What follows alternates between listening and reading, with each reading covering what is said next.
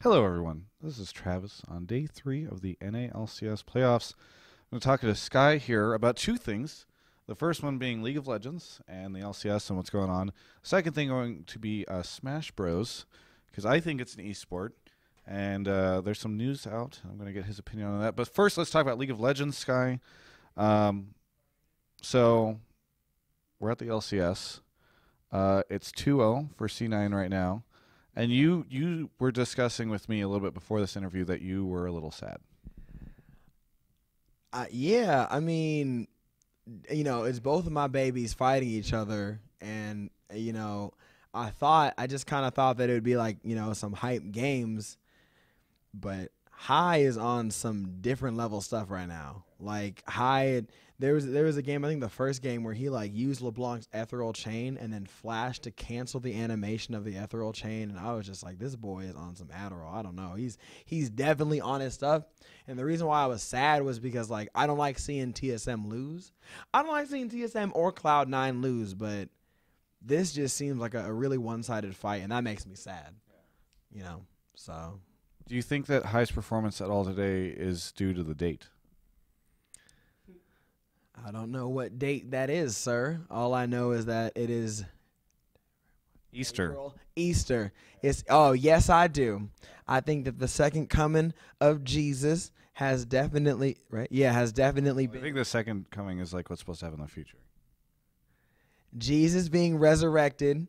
It resurrected, revitalized his spirit, and that's why he's playing so well. And now I think that we see there are strong.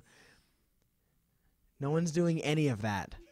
Okay, strong Christian morals here. And I'm really happy to see LCS play revolving around Easter. Exactly. Now, other than that, what have you thought of the playoffs? CLG coming in third, Curse coming in fourth, the Dig Boys not doing too great. What are your just general opinions? I think that Curse definitely had the first game with CLG. They definitely had it. They had the momentum. They were doing everything correctly. But then, of course, like many solo queue games, they go to Baron, split, 2 goes to red, 3 go to Baron, and then CLG takes advantage, kills them, and with that momentum, just ends the game. Like, it's just sad because like Curse is to me, unfortunately, Curse is like a tragedy story. It's like you had a team that was so dominant for a long time, and they just have fallen from glory, and it makes me sad because I was a Curse fan, But Definitely past tense is what I heard in that sentence. why you gotta? Yeah, okay. I still love my Void Bear. Don't get me wrong. It's just You hate the other 4. Curse is a team of 5 players, all of whom I genuinely like. But to be clear, I mean, final things, just because I'm kind of, they ate your boys. All 5 of them ate your boys. So the game with CLG versus Curse was really, really intense. It turned out to be a 2-0. It's something that I definitely I'm upset about because I wanted Curse to do well. There's a penta at the end of game 2, very disrespectful, and we are going to close out the conversation about Curse and CLG. Okay. All right, we'll just move on, I suppose. I saw you at PAX East just a week ago. I think that's partially what these scarves are involved in.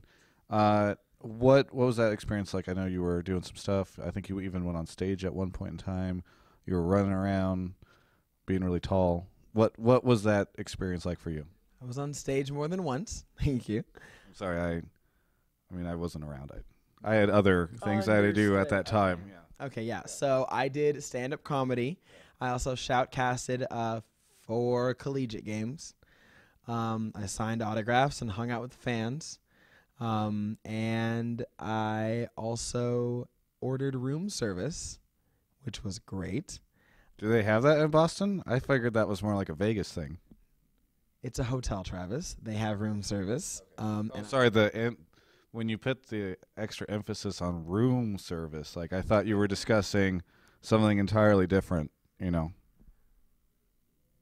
I spent the weekend working with Riot to make the event as good as possible.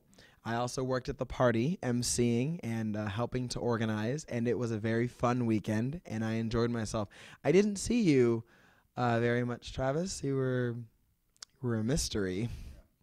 I was getting some room service. No, I'm just kidding. I was running around the event, interacting with fans. Like I like to go into these events and have a much more subtle thing. Like just sort of do like the one-on-one thing with fans and have like those more personal interactions rather than like running around on stages and doing all that kind of thing. So it's for me the events it's more about just connecting on a personal level with the fans rather than like any of the more grandstandy. I hear that.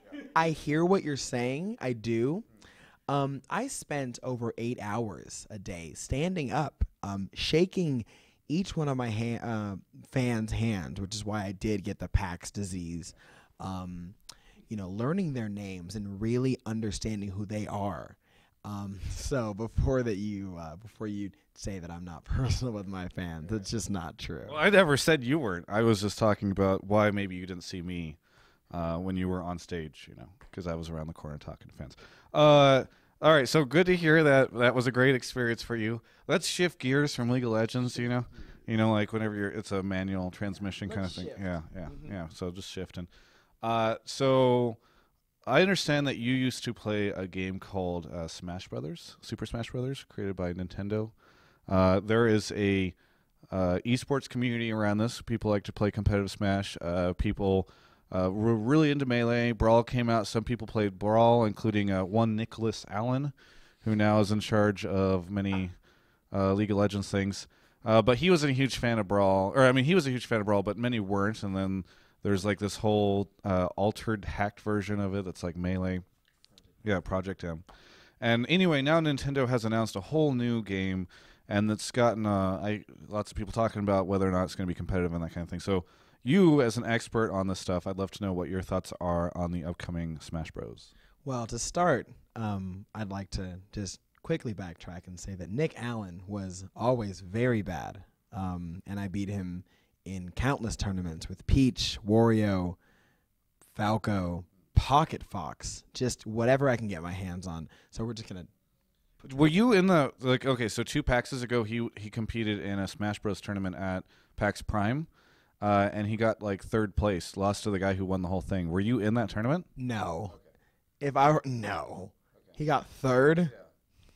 Okay, he played Ice Climbers, and he could barely chain grab. Okay, so no, I was not there.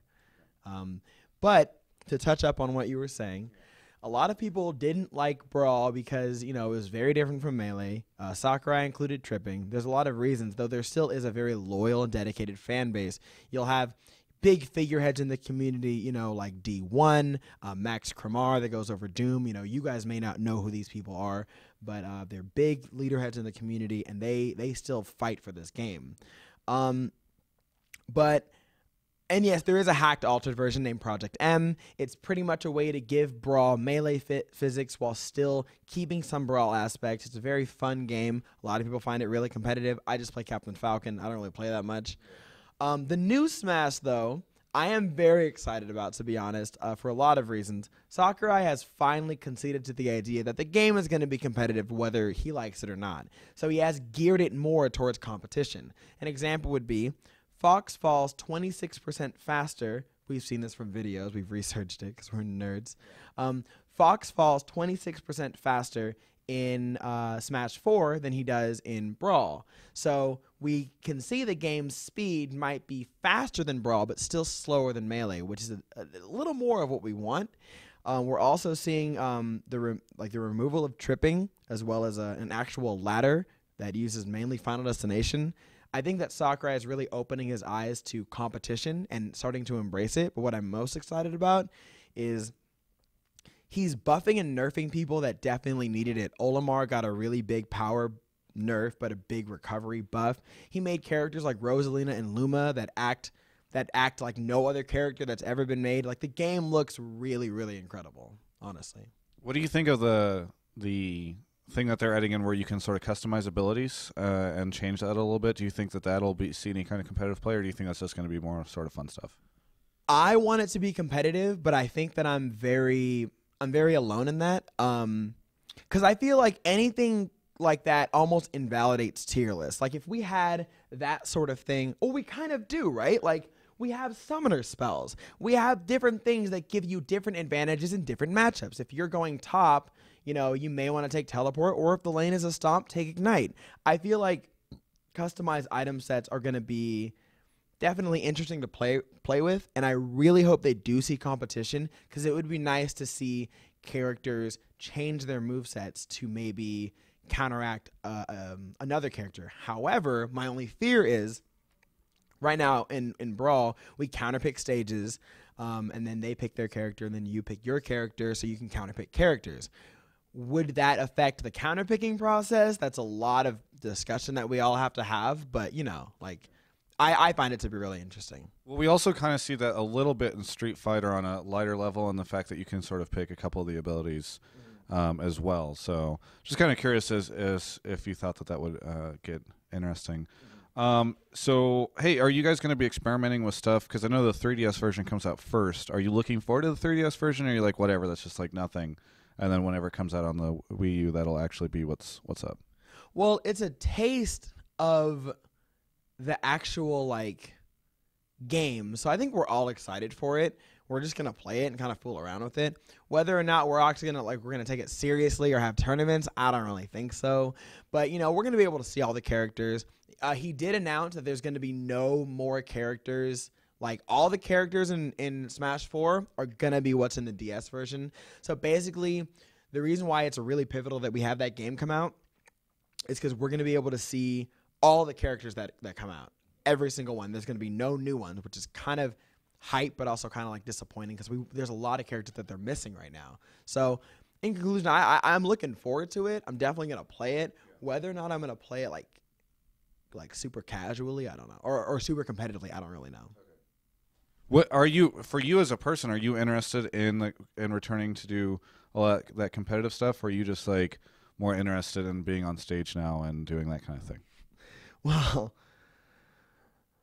I do more than just go on stage. Thank you. I mean, some people seek the glory, and some people definitely seek, you know, like, I guess, for lack of a better word, like attention, as maybe like what, you know, I would.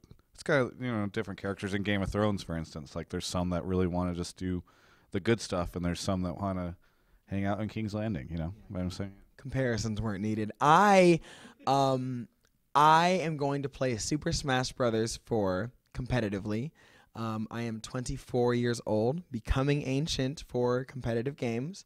Well, not really. I mean, the best player in Street Fighter right now is like 35, so I'm not really worried. But it's gonna be my last real competitive anything.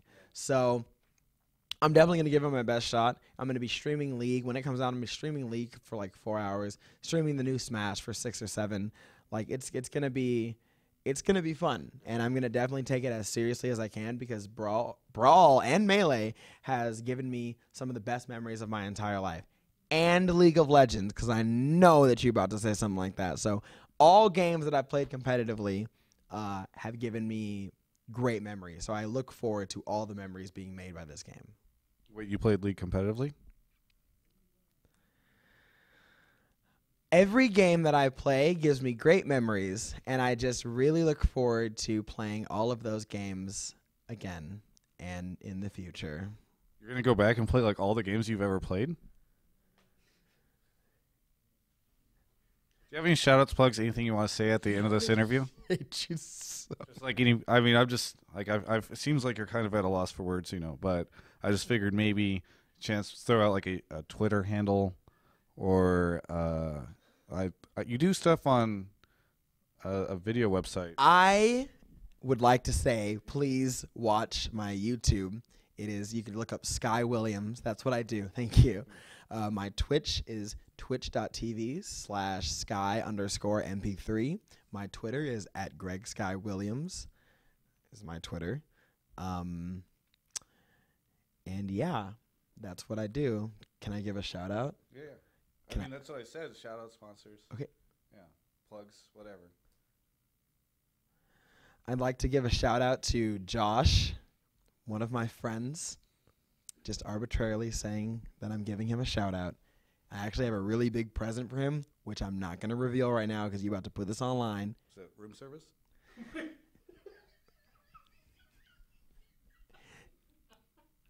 Take the mic.